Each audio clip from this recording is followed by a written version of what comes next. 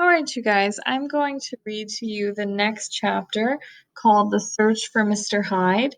So, first, let's look at this preview picture that we have for our chapter. So, we see two men standing in front of the doorway, and it looks like one man is handing another a piece of paper. So, it says underneath the picture, Mr. Utterson waited to see the face of the strange Mr. Hyde. So let's find out in our reading if this is supposed to be Mr. Hyde or not. So our chapter is called The Search for Mr. Hyde. That night, Mr. Utterson could not enjoy his meal, for he was very worried about his friend, Dr. Jackal. Mr. Enfield's tale of the strange building made him suspect that the doctor was in deep trouble. After dinner, Mr. Utterson took up a candle and went into his business room. From a safe, he took a sealed envelope which said Dr. Jackal's will. Opening it, Mr. Utterson frowned.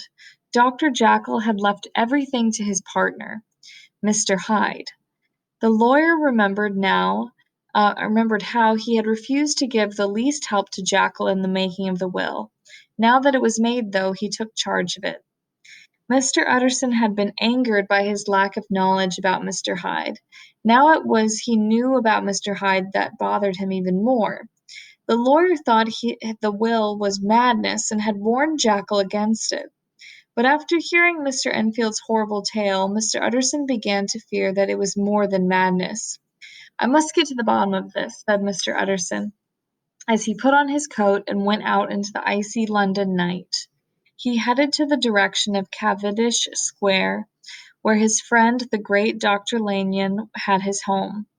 Dr. Lanyon was also an old friend of Dr. Jackal's. If anyone knows more about this curious matter, it will be Lanyon, Utterson thought. Dr. Lanyon was a man of handsome appearance with a beaming smile. He greeted Mr. Utterson in an eager way. The two men were old friends who enjoyed each other's company. After a drink and some pleasant talk, the lawyer led to the subject that weighed heavily upon his mind. "I suppose, Lanyon," said Mr. Utterson, "you and I must be the two oldest friends that Henry Jackal has." Dr. Lanyon's face took on a curious appearance. "Yes, I suppose we are. And what of it? I see little of him now." "Indeed," said Utterson. "I thought you worked together." "We did," answered Lanyon, "but it is more than 10 years since Henry Jackal has become too mad for me. He began to go wrong in his mind." Dr. Lanyon shook his head. "Such nonsense in these modern days." Mr. Utterson decided to ask the question he had come to put. "Did you ever come across the partner of Jackal's, one Hyde?" "Hyde?" repeated Dr. Lanyon. "No, never heard of him." So Mr. Utterson went home with no questions answered, but the things that the lawyer suspected came to him that night as bad dreams. Mr. Utterson woke in terror. He was more curious and angry than ever about Mr. Hyde, who he had never seen. Each morning and night the lawyer stood watch by the strange building where Mr. Enfield had seen Hyde. "If he be Mr. Hyde, and I will be Mr. Seek," he said to himself. At last his patience was rewarded one late night.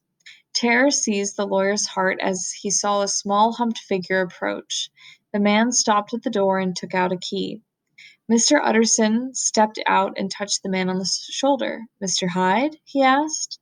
The man's lips curled, and he answered coolly, "That is my name. What do you want?" "I am Mr. Utterson, the lawyer, an old friend of Dr. Jackal's. I thought it well that we meet."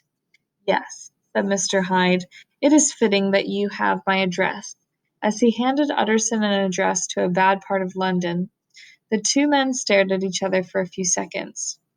"Good gravy," thought Mr. Utterson. "Can he, too, have been thinking about the will?" "How did you know me?" questioned Hyde. "From Dr. Jackal," answered Utterson quickly. "Jackal would never tell about me," snapped Hyde as it vanished through the dark door. The lawyer stood for a moment. He felt that there was something not human about the strange man.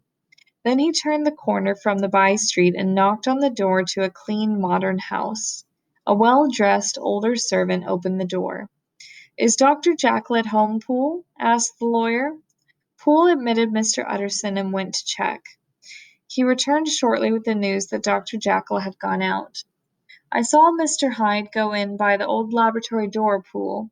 Is that right, when Dr. Jekyll is not home?" "Quite right," said Poole. "Mr. Hyde has a key, and we all have orders to obey him."